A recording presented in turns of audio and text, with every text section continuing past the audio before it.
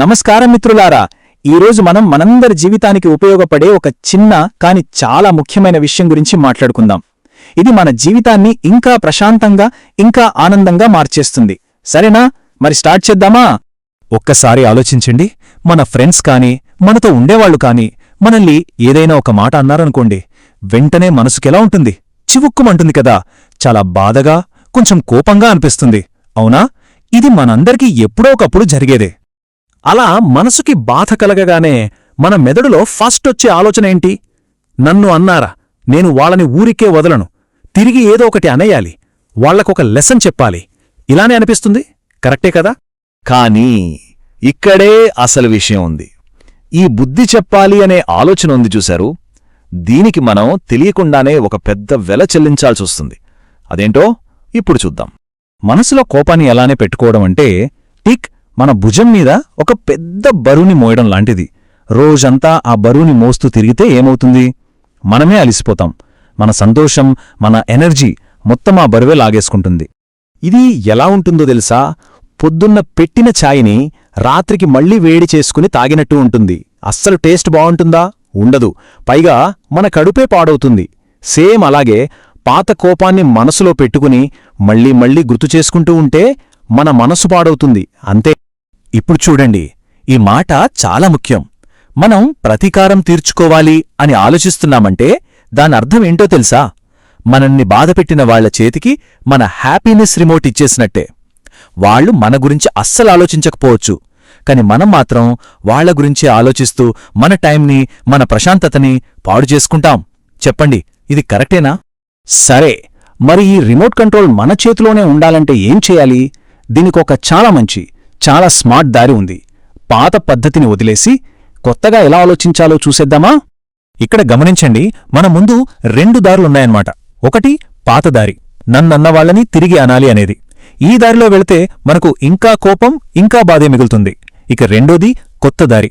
అబే, నా ప్రశాంతతే నాకు ముఖ్యం అనుకుని క్షమించేయడం. ఈ దారి మనల్ని హ్యాపీగా ఉంచుతుంది. సో ఇప్పుడు చెప్పండి, మనం ఏ దారిలో వెళ్ళాలి? ఇక్కడ మనం ఒక చాలా ఇంపార్టెంట్ విషయం గుర్తుంచుకోవాలి. క్షమించడం అంటే మనం ఎదుటివాళ్లకేదో ఫేవర్ చేస్తున్నట్టు కాదు. అస్సలు కాదు. అది మనకు మనం ఇచ్చుకునే ఒక బహుమతి. మన ప్రశాంతత కోసం మనం తీసుకునే ఒక గిఫ్ట్. మనసులో ఉన్న ఆ బరువుని కింద పడేసి హాయిగా, రిలాక్స్డ్గా ఊపిరి తీసుకోవడం లాంటిది. సరే, మరి ఈ క్షమించడమనే సూపర్ పవర్ నిజ జీవితంలో ఎలా పనిచేస్తుందో తెలుసుకోవాలనుందా? దీనికోసం మనం ఇప్పుడు 2 చిన్న కథలు చూద్దాం. అచ్చం మన స్కూల్ టీచర్ చెప్పినట్టు. ఓకే, ఇక్కడ 2 స్టూడెంట్స్ ఉన్నారు. ఒకరు ఆశ, ఇంకొకరు రాహుల్. ఇద్దర్నీ వాళ్ళ క్లాస్మేట్స్ ఏడిపించారు. ఆశ ఏం చేసిందంటే, నన్ను అన్నవాళ్లని నేను తిరిగి అనాల్సిందే అని రోజంతా అదే ఆలోచిస్తూ కూచుంది. దానివల్ల ఏమైంది? తన చదువు మీద కాన్సంట్రేషన్ పోయింది, మనసులో ప్రశాంతత కూడా పోయింది. కాని మన రాహులున్నాడే, తను చాలా స్మార్ట్. ఏమనుకున్నాడంటే, అయ్యో, వీళ్ల మాటలు పట్టుకుని కూర్చుంటే నా ప్రశాంతత పోతుంది, నా టైం వేస్ట్ అవుతుంది అని అనుకుని ఆ విషయాన్ని అక్కడే వదిలేసి తన చదువు మీద, తన గోల్ మీద ఫోకస్ పెట్టాడు. చూశారా? ఈ చిన్న స్టోరీలో ఎంత మంచి లెసన్ ఉందో. రాహుల్ తన పీస్ని కాపాడుకున్నాడు. అందుకే తనలో కాన్ఫిడెన్స్ పెరిగింది. ఆశేమో కోపంతో రియాక్ట్ అయింది. దాంతో తన స్ట్రెస్ పెరిగిపోయింది. దీన్ని బట్టి మనమేం నేర్చుకోవాలి? అసలైన మెచ్యూరిటీ అంటే ప్రతి చిన్న విషయానికి రియాక్ట్ అవ్వకుండా ఉండటమే.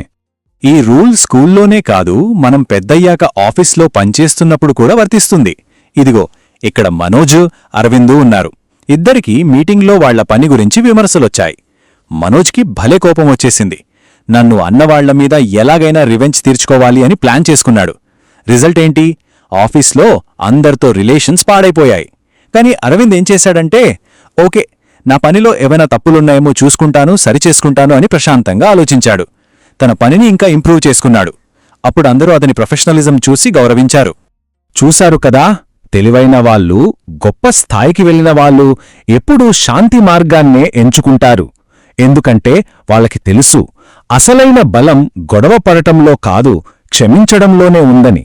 దీనికి ప్రపంచంలోనే ఒక అత్యద్భుతమైన ఉదాహరణ ఉంది. ఎవరో తెలుసా? నెల్సన్ మండేలా గారు. ఆలోచించండి, తన జీవితంలో ఎన్నో సంవత్సరాలు అన్యాయంగా జైల్లో గడిపారు. అయినా ఆయన బయటకొచ్చాక తనని అంతలా బాధపెట్టిన వాళ్లమీద ప్రతీకారం తీర్చుకోలేదు. వాళ్లందర్నీ క్షమించేశారు. ఆ ఒక్క క్షమతో ఒక దేశాన్నే ఏకం చేశారు. క్షమించడం అనేదే ఎంత పవర్ఫుల్ విషయమో చెప్పడానికి ఇంతకంటే గొప్ప ఎగ్జాంపుల్ ఉంటుందా చెప్పండి. ఈ గొప్ప కథలు విన్నాం కదా, ఇప్పుడు ఆ శక్తిని మన డైలీ లైఫ్లోకి, మన జీవితంలోకి ఎలా తీసుకురావాలో చూద్దాం. ఇది చాలా సింపుల్.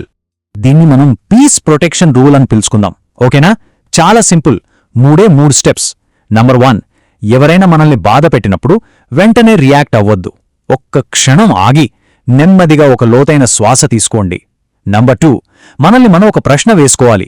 ఈ చిన్న విషయానికి నా మనశ్శాంతిని పాడు చేసుకోవడం నిజంగా అవసరమా అని. ఇక నంబర్ 3, లేదు, నా పీస్ ఆఫ్ మైండ్ చాలా ముఖ్యం అని నిర్ణయించుకుని ఆ విషయాన్ని అక్కడితో వదిలేసి ముందుకు వెళ్ళిపోవాలి. అంతే. ఎందుకంటే గుర్తుపెట్టుకోండి, ఏదో ఒక ఆర్గ్యుమెంట్లో గెలవడం కన్నా మన మనసు ప్రశాంతంగా ఉండటమే 1000 రెట్లు ఎక్కువ విలువైంది. ఇక్కడ దుర్గా సార్ చెప్పిన ఈ మాట చూడండి ఎంత బాగుందో. నిజంగా బలమైన వాళ్ళు తమ ఎనర్జీని ప్రతీకారం మీద వేస్ట్ చేయరు.